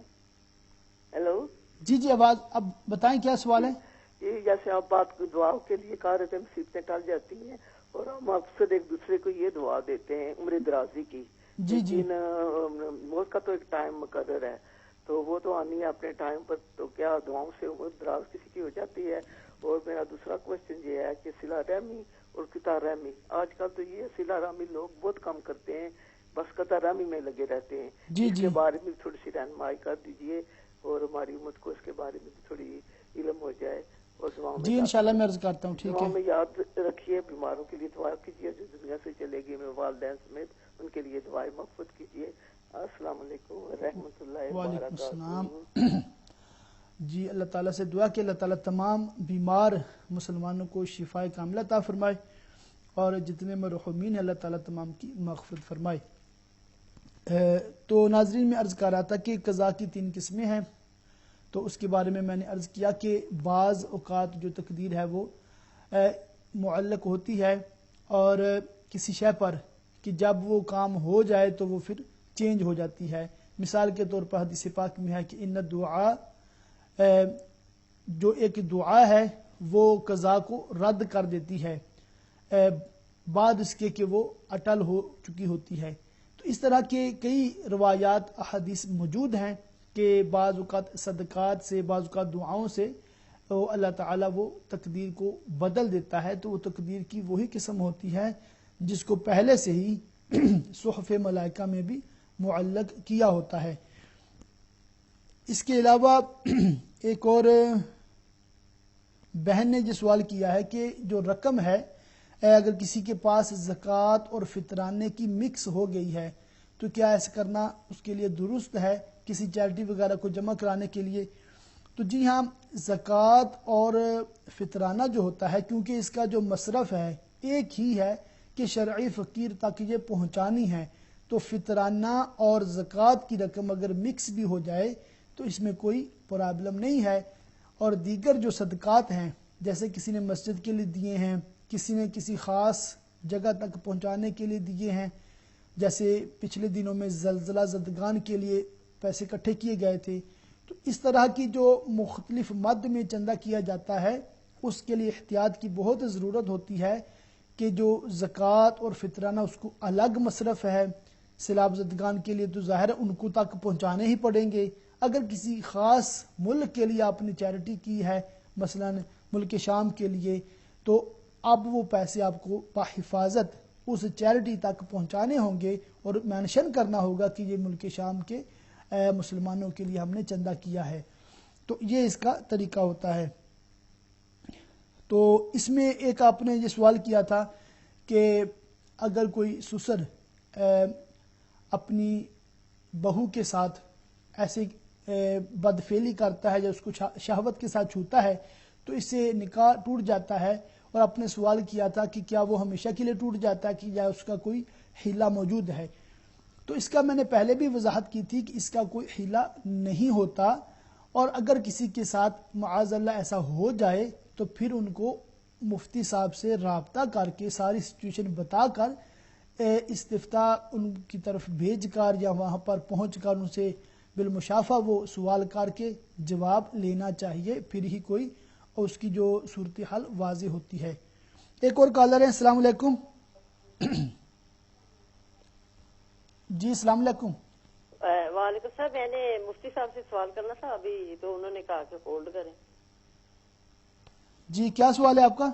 جی میرا سوال یہ ہے کہ میں نے نا 37 سال پہلے اپنی بہن کو پیسے بھیجے تھے کہ کچھ زمین خریدنے کے لیے۔ ٹھیک ہے جی، تو وہ 37 سال ہو گئے ہیں، تو وہ میری بہن نے نہ زمین خریدی ہے نہ پیسہ دیتی ہے۔ تو پہلے تو وہ پاکستان میں سے، تو اب تو 20-25 سال سے وہ کینیڈا میں موو ہو گئے ہیں ساری فیملی سے۔ تو میں یہ پوچھنا چاہتی ہوں کہ میرے بھائی، پہلے تو میرے فیملی کو پتہ نہیں تھا، ساری پچھلی دوسری فیملی کو نہیں پتا تھا، اب ان کو پتہ چلا ہے، تو وہ میرے بڑے بھائی میرے بھانجے کو پش کر رہے ہیں کہ آپ خالہ کا پیسہ دو۔ تو میں یہ پوچھنا چاہتی ہوں کہ اب 20 مرلے زمین کے میں نے ان کو پیسے دیے تھے کہ وہ مجھے 20 مرلے زمین لے دیں، تو انہوں نے مجھے بتایا بھی نہیں کہ انہوں نے زمین خریدی ہے کہ نہیں۔ تو میں نے ان کو پیسے بھیجے تھے کہ آپ زمین لے کر فی الحال اپنی نام پہ کروا لیں، تو بعد میں اپنے میاں کو بھیجوں گی تو وہ اپنے نام پہ ٹرانسفر کرا لیں گے۔ اب نہ زمین لے کر دیتے ہیں نہ پیسہ دیتے ہیں، تو اگر وہ پیسہ مجھے دیں تو وہ کس حساب سے دیں؟ کیونکہ وہ جو میں نے 37 سال پہلے ان کو پیسے بھیجے تھے، اب اس حساب سے تو جہاں پہ پاکستان 20 مرلے کا کچھ نہیں ملے گا۔ تو کیا شریعت کیا کہتی ہے کہ 20 میں کہتی ہوں کہ مجھے 20 مرلے زمین لے کر دو، کیونکہ میں نے آپ لوگوں کو زمین کے پیسے دیے تھے۔ ٹھیک ہے، تو میں یہ پتہ کرنا چاہتی ہوں کہ شریعت کیا کہتی ہے کہ وہ مجھے اگر دیں وہ اس حساب سے پیسے دیں کہ جتنے میں نے ان کو بھیجے تو 37 سال پہلے کی بات ہے۔ جی میں عرض کر دیتا ہوں، آپ پروگرام دیکھیں انشاءاللہ اس کا میں جواب عرض کرتا ہوں۔ تو جی کوئی اور سوال ہے؟ غالباً لائن ڈراپ ہو گئی ہے۔ تو آپ کے سوالات کے جوابات جاری ہیں، اور کسی نے یہ پوچھا ہے کہ کیا عمر دراز کی دعا کسی کو دینی چاہیے یا نہیں دینی چاہیے؟ تو دیکھیں کہ حدیث مبارکہ میں آتا ہے کہ جیسے دعا سے تقدیر بدلتی ہے، تو اس ضمن میں عمر دراز کی دعا تمام ہی علماء کرام بھی کرتے ہیں، دیتے بھی ہیں، اور یہ دعا بہت مشہور و معروف بھی ہے۔ تو یہ دعا کرنے میں کوئی حرج نہیں ہے، ہمیں ایک دوسرے کے لیے یہ دعا کرنی چاہیے، اور اپنے لیے بھی یہ دعا کر سکتے ہیں کہ اللہ تعالیٰ مجھے عمر دراز بالخیر عطا فرمائے، یعنی کہ عمر دراز تو ہو مگر وہ خیر کے ساتھ ہو، یعنی کہ میں زیادہ نیک اعمال بجا لاؤں۔ بعض اوقات کیا ہوتا ہے، عمر دراز تو ہوتی ہے مگر وہ بالخیر نہیں ہوتی۔ مثلا کسی کو اتنا بڑھاپا ہو جاتا ہے، چلنے پھرنے کے قابل نہیں رہتا، بیماریاں لگی ہوتی ہیں اور موت بھی نہیں آ رہی ہوتی، تو بڑی سخت آزمائش ہو جاتی ہے۔ اللہ تعالی ہمیں ایسے بڑھاپے سے بھی محفوظ رکھے۔ اور آپ نے یہ پوچھا کہ صلہ رحمی کیا ہے؟ صلہ رحمی ہوتی ہے کہ جو رشتہ دار ہیں ان کے ساتھ ملنا، ان کے ساتھ بھلائی کرنا، ان کے ساتھ اچھا برتاؤ کرنا، اچھا سلوک کرنا. تو اس کی احادیث مبارکہ میں، قرآن پاک میں بڑی ترغیب ہے. اور قطع رحمی یعنی کہ رشتہ داری کو توڑنا، کاٹنا، اس کی بڑی وعیدیں آئی ہیں. تو اس کے لیے ہمیں یہی شریعت کا حکم ہے کہ ہم اپنے رشتہ داروں کے ساتھ اچھے سلوک کریں اور ایسے کام، ایسی بات نہ کریں جس سے رشتہ داری ٹوٹنے کا خطرہ ہو. یہ اس صورت میں ہے کہ ہمارا رشتہ دار شریعت پر اور صحیح اسلامی عقائد پر عامل ہو. اگر اس کی عقیدے میں کوئی خرابی ہے تو ہمیں اس سے دور رہنا چاہیے. کہیں ایسا نہ ہو کہ ہم اس کی صحبت میں رہ کر ہمارے عقیدے کو افیکٹ ہو جائے. اور اگر کوئی ایسا اس میں جرم ہے، ایسی کوئی بری عادت ہے، مثلا وہ ڈرگز پہ لگ گیا ہے، یا وہ اس کے عمل میں وہ شرابی ہو گیا ہے، جزانی ہو گیا ہے، وہ بہت زیادہ اس طرح کے گناہوں میں وہ ملوث ہے، مبتلا ہے، تو ایسے شخص کی صحبت سے بھی ہمیں بچنے کا حکم دیا گیا ہے، کیونکہ برے کی صحبت تمہیں برا بنا دے گی اور اچھے کی صحبت تمہیں اچھا بنا دے گی. حدیث پاک میں ایک مثال دی گئی ہے کہ اچھے ہم نشین، اچھے دوست کی مثال ایسی ہے جیسے کوئی عطار، عطر فروش یعنی کہ پرفیوم کی دکان پر جائے. اب ظاہر سی بات ہے، پرفیوم کی دکان پر اگر وہ شاپنگ نہیں بھی کرتا تو وہاں سے صرف بیٹھنے سے وہاں پر اس کے بدن سے بھی خوشبو آنی شروع ہو جائے گی. اور برے ہم نشین کی مثال حدیث میں یوں دی گئی ہے جیسے کوئی لوہار کے پاس جائے.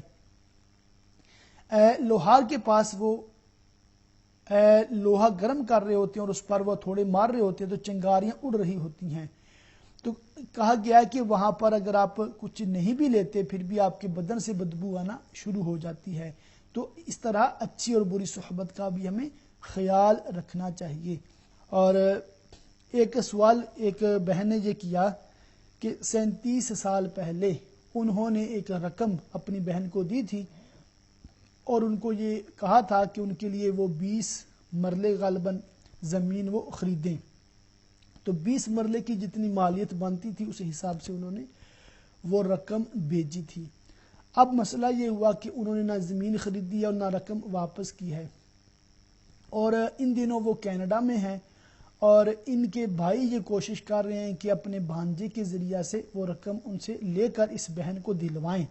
تو اب پوچھ یہ رہے ہیں کہ جو وہ رقم ہے جتنی بھیجی تھی 37 سال پہلے وہی واپس لوں یا میں 20 مرلے زمین لینے کی حقدار ہوں.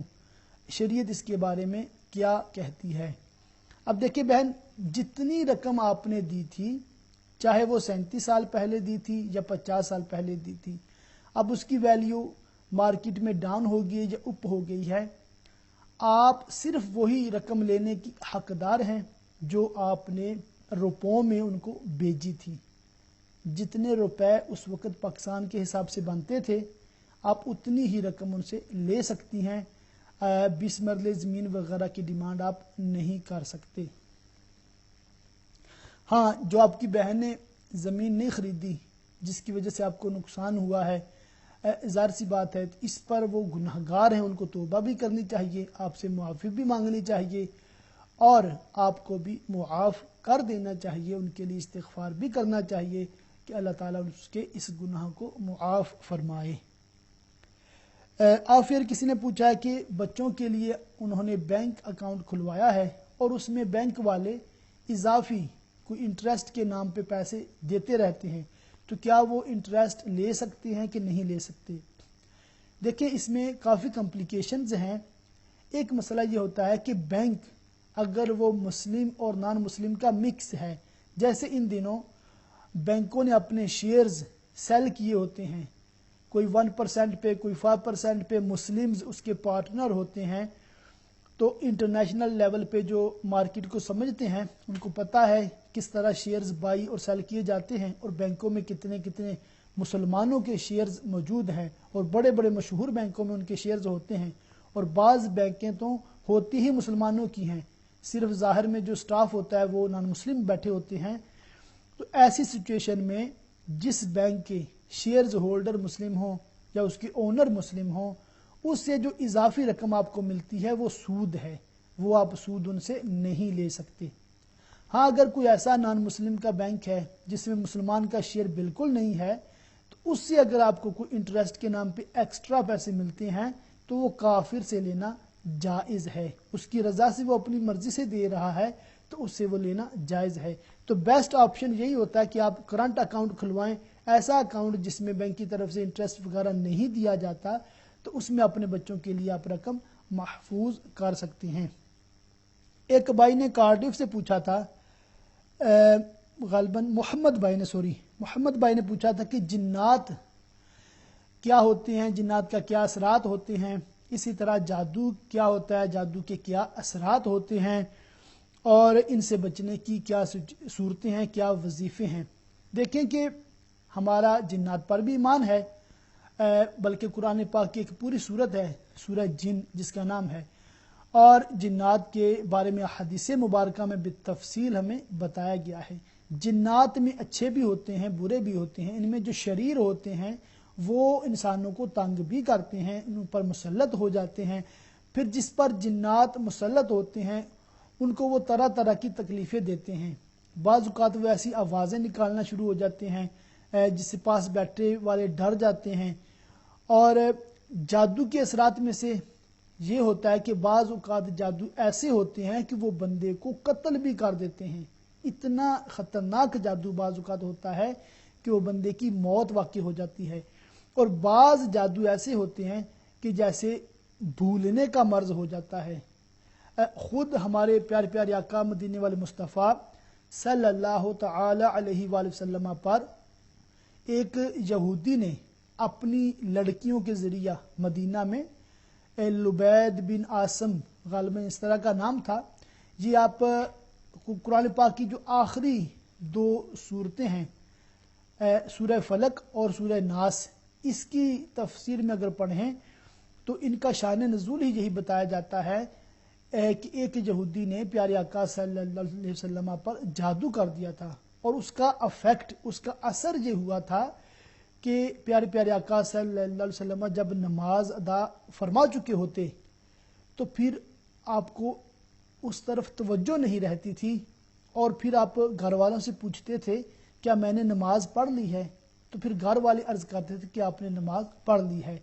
تو اس طرح آپ کے اوپر جادو کا اثر ہوا۔ پھر جبریل امین علیہ السلام جی آیات بینات لے کر تشریف لائے، اور آپ جب وہ آیت مبارکہ اپنے تلاوت فرمائیں، آپ نے پڑھی، دم کیا، تو پھر پیارے آقا صلی اللہ علیہ وسلم سے جادو کا وہ اثر ختم ہو گیا۔ تو اس طرح ان 2 صورتوں بالخصوص، اور اگر ساتھ میں سورہ اخلاص بھی ملا لی جائے، اس کی بھی حدیث مبارکہ میں کافی ترغیب ہے کہ سونے سے پہلے سورہ اخلاص، سورہ فلق، سورہ ناس تینوں پڑھ کے اپنے ہاتھوں پر آپ پھونک مارے، دم کر لیں، اور جہاں تک ہاتھ پہنچتے ہیں پورے بدن پر پھیر لیں، تو انشاءاللہ جادو سے محفوظ رہیں گے۔ یہ ایک مسنون عمل ہے جو ہمیں کرنا چاہیے سونے سے پہلے۔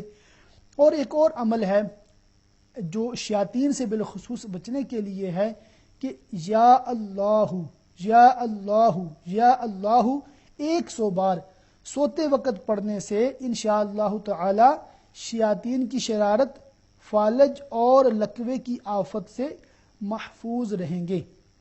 سونے سے قبل ایک بار یا اللہ 100 بار پڑھ لیا کر تو انشاءاللہ شیاطین سے آپ محفوظ رہیں گے۔ اسی طرح ایک عمل ہے جادو سے بچنے کے لیے، یا محیی یا ممیتو، یا محیی یا ممیتو 7 بار روزانہ پڑھ کر اپنے اوپر دم کر لیا کریں، انشاءاللہ جادو اثر نہیں کرے گا۔ اور اس کے علاوہ بھی کئی وظائف کتابوں میں منقول ہیں جو جادو اور جنات وغیرہ سے بچنے کے لیے کیے جا سکتے ہیں۔ اور ایک بہترین جو عمل ہے وہ سارے کر سکتے ہیں، وہ ہے کہ دعا، اللہ تعالیٰ کی بارگاہ میں عافیت بھلائی کی دعا کرنی چاہیے، اور شیاطین کے شر سے اللہ تعالیٰ کی پناہ مانگنی چاہیے، اور جادو کے اثرات سے بھی اللہ تعالیٰ کی پناہ مانگنی ہمیں چاہیے۔ اور اس کے لیے بالخصوص ہمیں قرآن پاک کی تلاوت کا معمول بنانا چاہیے، کہ قرآن پاک کی برکت سے اللہ تعالیٰ شیاطین سے، جادو سے ہمیں محفوظ رکھتا ہے، اور نیک اعمال بالخصوص نماز کا اہتمام اگر آپ کریں گے تو انشاءاللہ جادو اور جنات وغیرہ سے آپ محفوظ رہیں گے۔ تو جنات کے بارے میں ایک یہ بھی بات آتی ہے کہ یہ زیادہ تر جو لوگ ناپاک رہتے ہیں، گندی جگہوں پر جاتے آتے ہیں، تو وہاں پر ان کے زیادہ افیکٹس ہوتے ہیں۔ تو ہمیں ہر وقت صاف ستھرا پاک صاف رہنے کی کوشش بھی کرنی چاہیے۔ اللہ تعالی ہمیں شیاطین کے شر سے اور جادو کے اثرات سے محفوظ رکھے۔ تو ایک جو ہمیں سوالات مل رہے ہیں، سوالات میں سے تقریباً سب کے ہی میں نے جوابات عرض کر دیے ہیں، اور ایک یہ بھی بات آخر میں عرض کر دوں کہ دیکھیں کہ بعض اوقات جنات یا جادو وغیرہ نہیں ہوتا، بلکہ وہ میڈیکلی کوئی اس کو پرابلم ہوتی ہے بندے کو، جس کی وجہ سے وہ ایسی حرکتیں یا ایسی باتیں کرنے لگ جاتا ہے۔ تو بیسٹ آپشن ہے کہ آپ اپنے جی پی سے، اپنے ڈاکٹر سے ضرور رابطہ کریں، پہلے اپنے ڈاکٹر کے پاس جائیں، اس کے ساتھ بات کریں، اس کو ایکسپلین کریں کہ آپ کے ساتھ کیا سچویشن ہو رہی ہے۔ تو میڈیکلی اپنا علاج اس کا آپ ضرور مشورہ پہلے کریں، بلکہ وہ علاج اگر کوئی تجویز کرتا ہے ڈاکٹر تو اس پر آپ عمل بھی کریں، وہ عمل جاری رکھیں، اور ساتھ ہی ساتھ میں روحانی علاج بھی اگر آپ کرواتے رہیں تو انشاءاللہ یہ زیادہ مفید رہے گا، زیادہ بہتر ہوگا۔ تو جو ٹاپک آج کا ہمارا ڈسکس ہو رہا ہے، جس پر میں گفتگو کر رہا تھا، وہ تھا کہ طلاق مریض جو اگر مرض الموت میں کوئی طلاق دیتا ہے تو وہ طلاق کے باوجود عدت کے دوران وہ عورت کو شریعت اسلامیہ وراثت دیتی ہے، وراثت میں اس کا حق ہوتا ہے۔ ایک اور کالر ہیں، السلام علیکم۔ وعلیکم السلام، مولانا صاحب اب ٹھیک ہے؟ جی الحمدللہ لکل حال۔ میرے کو ایک دو سوال پوچھنے ہیں۔ جی جی۔ ایک سوال آپ نے یہ جو سسٹر نے جو اس کی بہو کے اوپر ہاتھ لگا دیا تو نکاح ٹوٹ جاتی ہے، تو اس کی عورت کو تو کچھ پتہ بھی نہیں ہوتا، پھر بھی اچھا میرے کو بعد میں بتانا۔ جی جی۔ اور دوسرا سوال یہ ہے کہ ایک میری فرینڈ ہے، اس کی بیٹی، اس کی طبیعت کافی اچھی نہیں رہتی، جیسے کہ جسمانی روحانی، جیسے کہ تھوڑا سا اونچا بولیں گے، آواز نہیں سمجھ۔ تو میری فرینڈ ہے، اس کی بیٹی ہے، تو اس کی ایسی بیماری ہے ڈپریشن جیسا کچھ، اس سے بھی زیادہ، تو کبھی کبھی وہ ایسا دل کر رہی تھی کہ وہ خودکشی کر لے، اس کو خود کو کوئی سی زخم دیتی ہے اس کے خود کو، اور پھر اس کو خودکشی کرنے کا بھی اس کا دل ہو جاتا ہے۔ ٹھیک ہے، بیماری ایسی ہے کہ اس کو ایسے فیلنگ ہوتی ہے کہ میں خودکشی کر لوں۔ ہاں، تو پھر اس کی امی بیچاری فکر کرتی ہے کہ خدا نے خاص ایسا کر لیا اس نے، تو پھر کیا ہوگا، کیا اللہ پاک اسے معاف کرے گا اور جنت سے جائے گی؟ تو جی میں خودکشی کے حوالے سے عرض کر دیتا ہوں، ٹھیک ہے۔ اور کوئی سوال؟ بس یہ دو ہی سوال ہے جی ٹھیک ہے، مہربانی۔ اوکے، خدا حافظ۔ تو یہ خودکشی کے حوالے سے میں پہلے سوال کا جواب تو میں نے پہلے بھی عرض کر دیا ہے۔ دوسرا سوال جو آپ نے کیا ہے کہ کسی کو ایسا مرض ہو گیا ہے کہ اس کو ایسی فیلنگ ہوتی ہے، اس کو اپنے اوپر بالکل کنٹرول نہیں ہوتا، اور وہ ایسی اپنے مطلب حرکتیں کر رہے ہوتے ہیں جیسے اپنے آپ کو خواہ اذیت دے رہے ہوتے ہیں، تو اگر وہ ایسی حالت میں اپنے آپ کو قتل کر دیں، اپنے آپ کو خودکشی کر لیں، تو کیا پھر ان کا نماز جنازہ وغیرہ پڑھا جائے گا؟ اللہ تعالیٰ ان کو معاف کرے گا یا نہیں کرے گا؟ اس کے بارے میں کیا حکم ہے؟ دیکھیں، انسان دو طرح کے ہیں۔ ایک ہے جیسے صحت مند آدمی ہے، وہ اگر خودکشی کرتا ہے تو وہ بہت بڑا گناہ ہے، حرام ہے، مگر اس کے باوجود اس کا جنازہ پڑھا جائے گا، اس کے لیے دعائے مغفرت کی جائے گی، اور اللہ تعالیٰ سے امید ہے کہ اللہ تعالیٰ اس کا یہ گناہ معاف کر دے گا اور وہ بندہ بالآخر جنت میں داخل ہوگا۔ اور اگر اس کو اللہ تعالیٰ نے معاف نہ بھی کیا تو وہ اپنا جو اس پر عذاب ہے وہ دوزخ میں جائے گا ابتداً، وہ اپنی جو پنشمنٹ ہے، اس کی سزا جو ہے وہ بھگتے گا پہلے، پھر بالآخر مسلمان چونکہ انتقال ہوا ہے تو وہ جنت میں داخل ہوگا۔ اسی طرح اگر کسی کو ایسا مرض ہے کہ وہ بالکل مجنون ہو گیا ہے، یعنی کہ وہ پاگل ہو گیا ہے، مینٹلی ڈس آرڈر اتنا زیادہ ہے کہ اس کو بالکل ہوش نہیں ہے، اور اس صورت میں اگر وہ سوسائڈ کمٹ کرتا ہے، خودکشی وغیرہ کمٹ کرتا ہے، تو اس صورت میں وہ مرفوع القلم ہوتا ہے، کیونکہ جو ہوش میں ہی نہیں ہے، جس کو بالکل کوئی سینس نہیں ہے، اگر وہ کوئی ایسا گناہ کرتا ہے تو اس پر مواخذہ نہیں ہے، مگر اس کے رشتہ داروں کو چاہیے، اس کے جو پاس بیٹھنے والے ان کو چاہیے کہ اس کی حرکت، اس کی سکنت پر نظر رکھیں، اور اس کی جو ٹریٹمنٹ ہے، اس کا جو علاج ہے، جو اس کا پروسیجر ہے، اس میں غفلت نہ برتیں، اس کا بھرپور خیال رکھنا چاہیے۔ ایک احمد بھائی ہیں، السلام علیکم۔ وعلیکم السلام ورحمۃ اللہ وبرکاتہ۔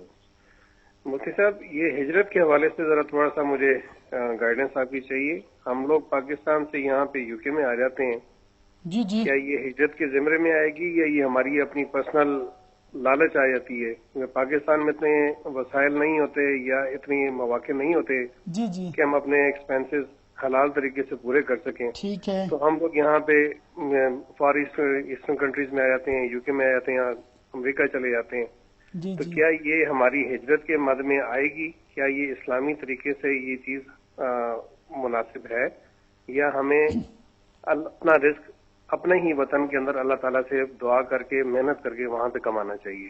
جی میں عرض کر دیتا ہوں، اور کچھ سوال؟ اور دوسرا مفتی صاحب، پہلی تنخواہ ملی، آگے میں نے اپنی کبڈ میں رکھی، وہاں سے چوری ہو گئی، ماں کو دینا چاہتا تھا اپنے ہاتھ سے پہلی تنخواہ، تو اس صورت میں کیا کرنا چاہیے مجھے؟ مطلب میرے ایکسپینسز بھی پورے نہیں ہو رہے اور وہ چیز کا ایک غم و غصہ بھی ہے، تو اس کو کس طرح کنٹرول کرنا، اس کے لیے کیا ہوگا؟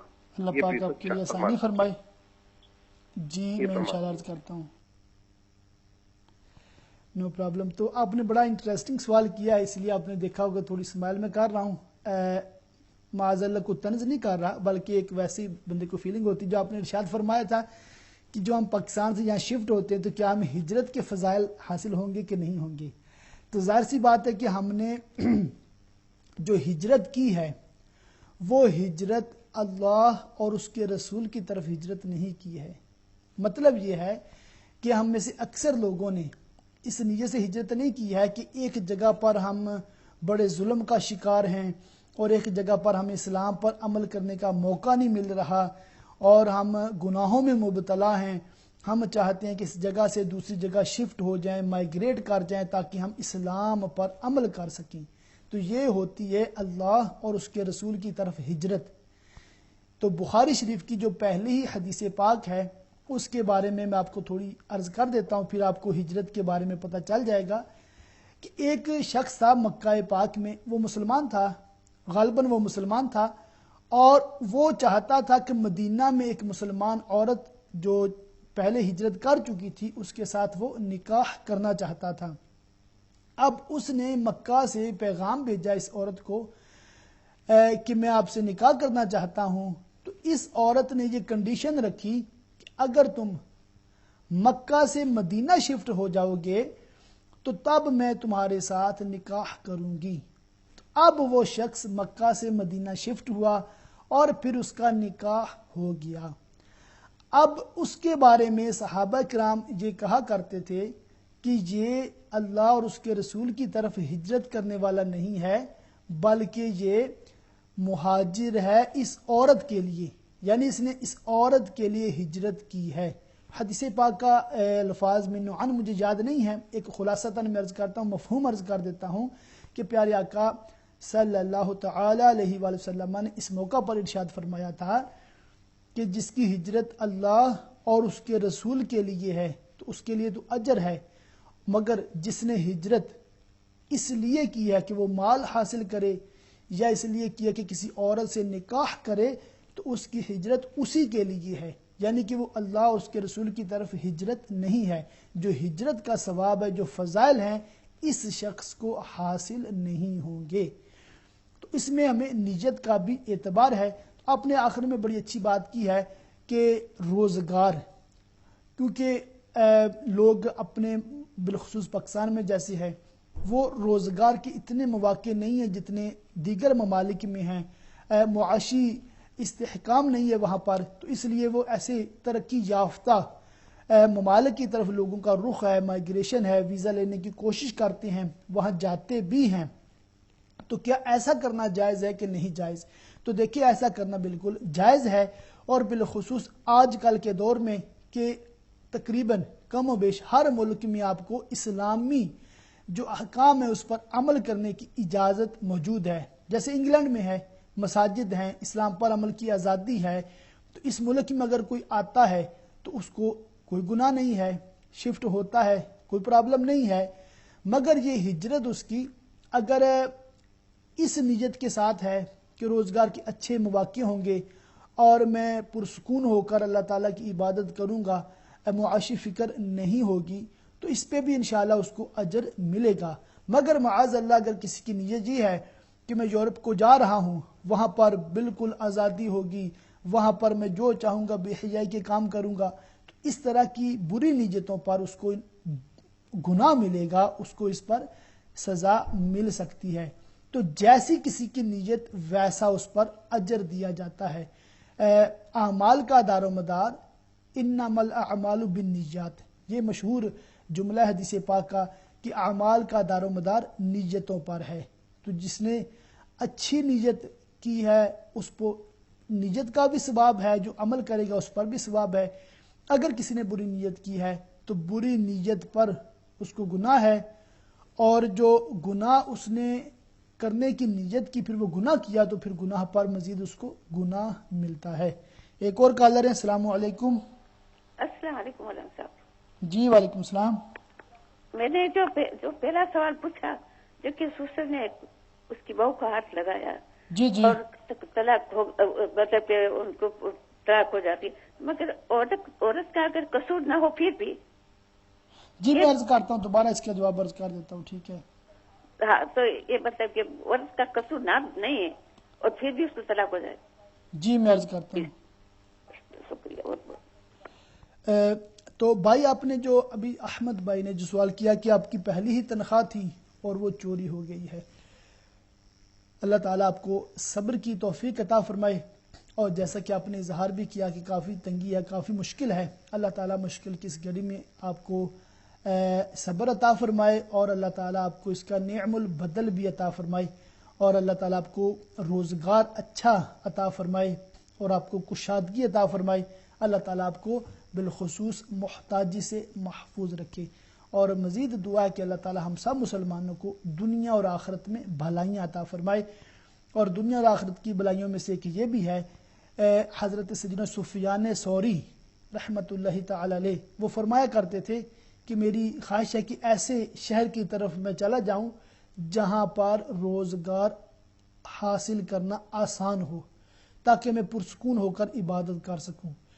تو یہ ضرور ہے کہ بعض شہروں میں، بعض ملکوں میں بندہ تھوڑی محنت کرتا ہے اور زیادہ کما لیتا ہے، اور بعض ملک، بعض علاقے ایسی ہیں جس میں ویجز بہت کم ہیں، 12 گھنٹے 16 گھنٹے کام کر کے بھی بندہ کھانے پینے کی گزر بسر بھی مشکل ہوتی ہے۔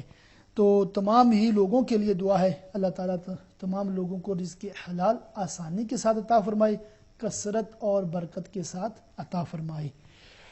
تو بہن نے دوبارہ سوال کیا ہے حرمت مساہرت کے حوالے سے، تو اس پر میں نے کافی گفتگو کر لی ہے، تو دوبارہ عرض کر دیتا ہوں کہ یہ مسئلہ بہار شریعت میں موجود ہے۔ بہار شریعت کا 7واں حصہ ہے، اس میں جو بہار شریعت کا 7واں حصہ ہے اس کا جو بیان ہے محرمات کا بیان، اس میں ایک ٹائٹل ہے حرمت مساہرت، اس میں یہ مسائل کافی ڈیٹیل کے ساتھ موجود ہیں کہ کن عورتوں کے ساتھ نکاح نہیں ہو سکتا، اور حرمت مساہرت اگر ہو جائے تو نکاح کیسے ٹوٹ جاتا ہے۔ تو تمام ہی ناظرین اگر کسی کو اس کے حوالے سے تشویش ہو رہی ہے، کوئی اس کے حوالے سے زیادہ سوالات آپ کے ذہن میں ہیں، تو آپ کو یہی عرض کروں گا کہ آپ بہار شریعت سے حرمت مساہرت، یہ بہار شریعت کا جو 7واں حصہ ہے اس میں سے یہ مسائل آپ کو آسانی کے ساتھ مل جائیں گے۔ مزید یہ عرض کروں کہ اس کی کافی کنڈیشنز ہیں، کافی شرائط ہیں، کن صورتوں میں نکاح فسخ ہوگا نہیں ہوگا، اس کے بارے میں اگر کسی کے ساتھ معاذ اللہ یہ پرسنل معاملہ ہوا ہے یا اس کو زیادہ معلومات چاہیے تو کسی عالم دین کے ساتھ وہ ان مسائل کو ڈیٹیل کے ساتھ سمجھیں، اور اللہ تعالی ہم سب کو ایسے معاملات کو سمجھنے کی اور اس طرح کے دینی احکام کو سیکھ کر دوسروں کو سکھانے کی توفیق عطا فرمائے، اور اللہ تعالی ہم سب کو زنا، بدکاری اور اس طرح کی آفات سے محفوظ رکھے۔ آخر میں دعا ہے کہ اللہ تعالی امہ چینل کے مالکان، اس کی انتظامیہ اور جتنے ناظرین اس میں تعاون کرتے ہیں، اللہ تعالی تمام کے تعاون کو قبول فرمائے اور تمام کے گھروں میں اپنی خیر و برکت کا نزول فرمائے۔ انشاءاللہ نیکسٹ سنڈے بھی اسی ٹاپک پر گفتگو مزید ہوگی، اور اس میں زہار، لعان اور اس طرح کے جو ایلا ایک مسئلہ ہوتا ہے کہ بعض لوگ قسم کھا لیتے ہیں کہ وہ بیوی کے ساتھ قربت نہیں کریں گے، تو پھر اس کا کیا حکم ہوتا ہے، اس سے طلاق ہوتی ہے نہیں ہوتی، تو اس طرح کے عدت کے حوالے سے بھی انشاءاللہ نیکسٹ ویک گفتگو ہوگی۔ تو تمام ہی ناظرین امہ چینل کو دیکھتے رہیں، یہ پروگرام ڈیلی ہوتا ہے، اس سے آپ ضرور استفادہ کریں اور دیگر لوگوں کو بھی امہ چینل دیکھنے کی ترغیب دلایا کریں۔ اللہ تعالی ہم سب کا حامی و ناصر ہو۔ السلام علیکم ورحمۃ اللہ وبرکاتہ۔